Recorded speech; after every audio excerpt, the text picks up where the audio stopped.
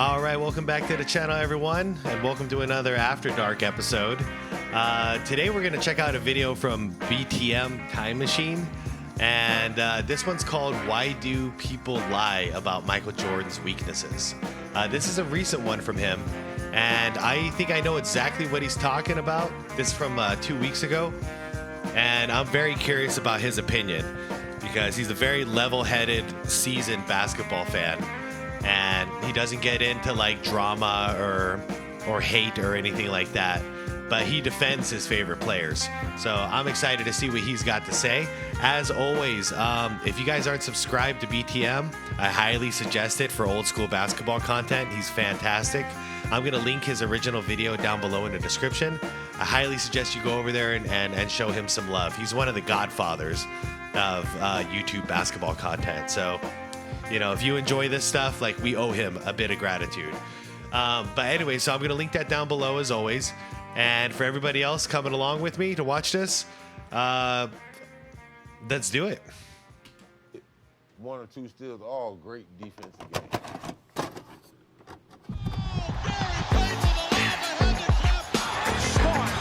Hey guys, this is Dominique Wilkins. Hey, this is Sean Kemp. This is Gary Payton. Hey, this is Pau Gasol. NBA fans, what's up? This is Vince Carter here. Hey, what's up? This is Matt Barnes. If you're an old school NBA fan like I am, make sure you check out the Basketball Time Machine with my man Sean David. Yes, sir. A wonderful good day to everybody. How you guys doing? Good, Sean. Welcome back to the Basketball Time Machine. My name is Sean David. Thanks for tuning in. Now, Michael Jordan, the greatest player of all time, my favorite player of all time. To me, it's always such a weird situation when you hear other players and fans talking about the weaknesses of, or so-called weaknesses of Michael Jordan, criticizing certain aspects of his game, and then me being a fan for like almost 35 years, analyzing his game, having watched like literally thousands of his games, and then you feel like I have seen that you guys are not speaking the truth. I've seen it with my very own eyes. So in today's episode, I want to talk about why are people talking and lying about Michael Jordan weaknesses, and I want to give you my perspective on that. Nice. But before we start with that, let me ask you guys for a small favor. If you're new to the show, subscribe to the channel and like the video if you enjoy the content. Yep. See, Sean Stevens, he's seasoned. I forgot to ask for the same thing. Like and subscribe, everybody. Like and subscribe. All right, you guys, let's do it.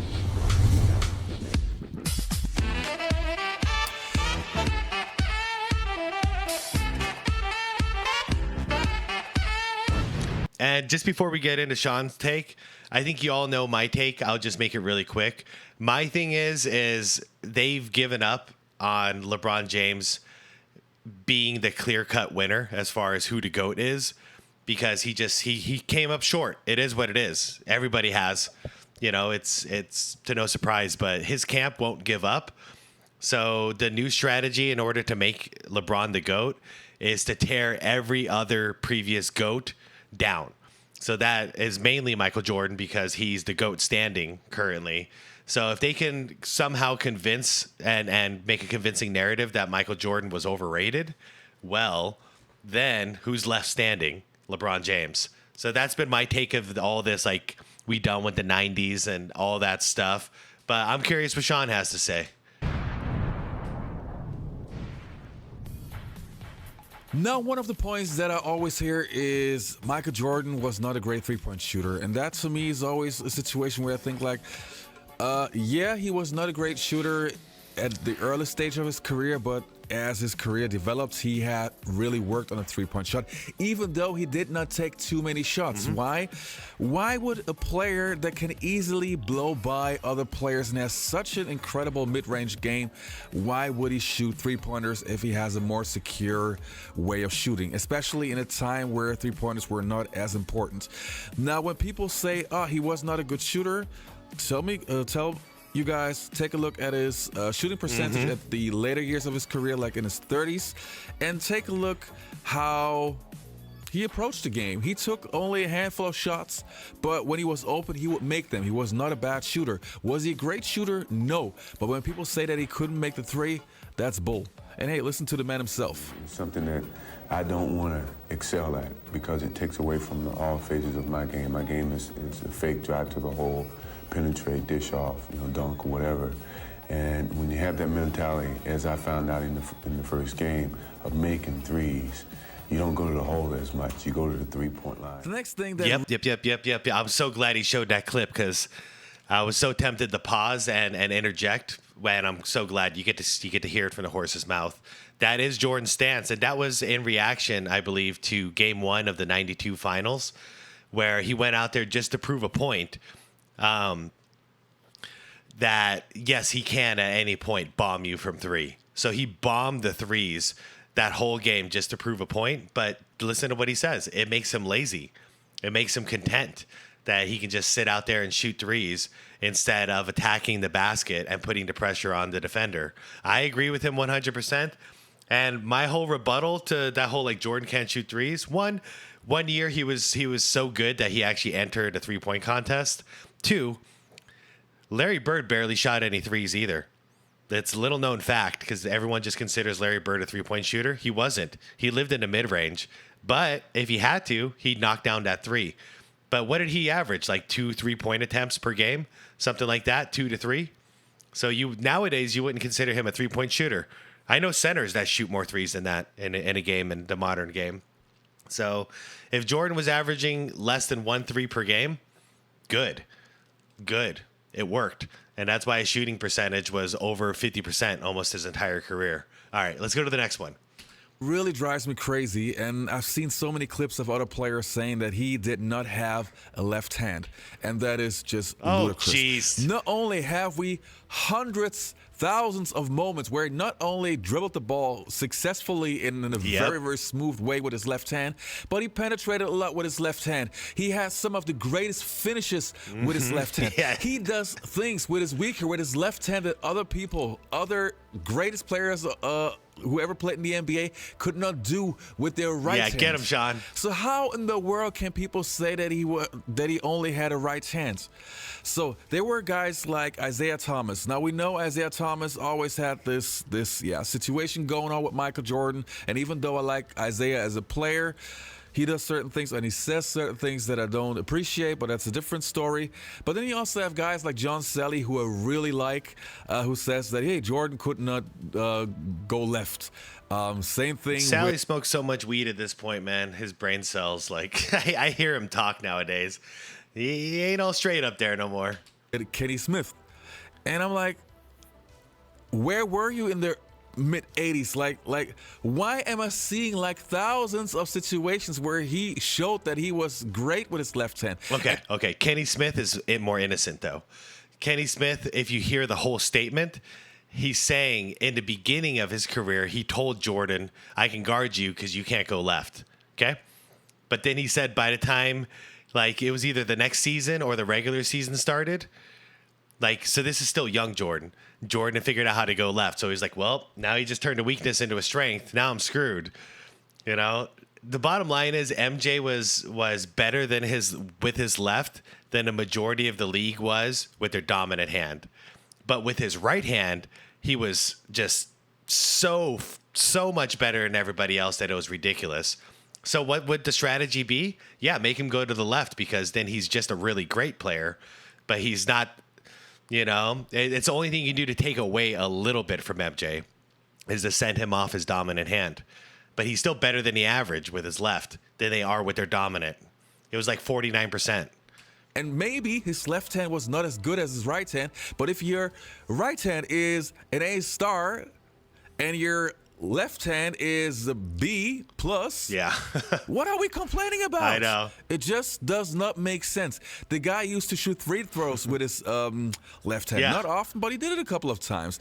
His finishes were incredible with his left hand. So, guys, sorry, you can talk all you want. I have evidence right here. Didn't have great handles. Couldn't go left, right? And if he went left more than 2-3 times, he had to pick it up. I used to say, it's like, oh, you think you can guard me? It's like, yeah, because your handle's whack. I used to say, your handle's whack. I can guard you. And like, bum. The rules are very... Yeah, he didn't show the rest of it, though. These are just little clips. That's the problem. A lot of the whole narrative started with a TikTok video, of all things. Not footage. A TikTok video showing a couple of things that he couldn't go left. And that was enough to convince a whole generation that was fact. And just like the Kenny Smith thing, if you get to watch the second half of what he says, yeah, you'd see. He doesn't complain about his handles for very long because he obviously couldn't stop him. Simple. Left side of the floor, send him left. Right side of the floor, send him left. In the middle, send him left. He didn't have a handle. He couldn't handle the rock like in college. In No, college, he in couldn't college. handle the rock. So like even at times I'll be like, we play pickup, like, oh, I got Mike. You're like, cause I know I'm get up on you. Like you can't handle the rock. And What happened?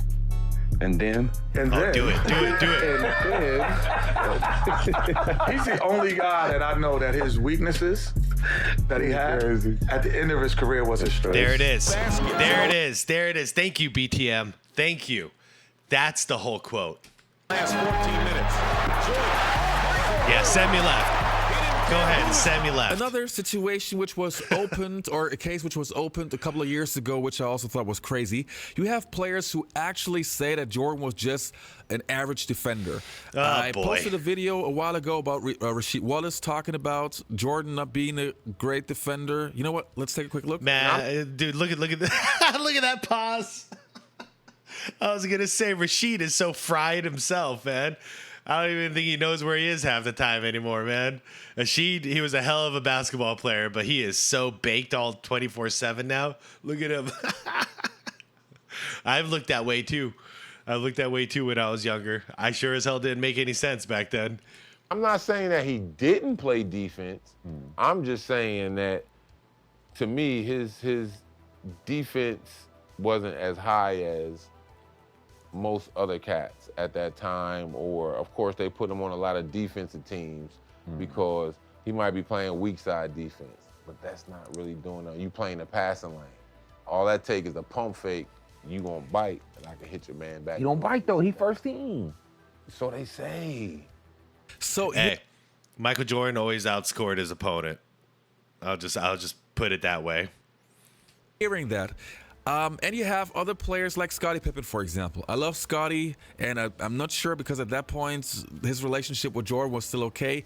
He said that many of his steals were written down as a Jordan steal, which I also kind of find hard to believe.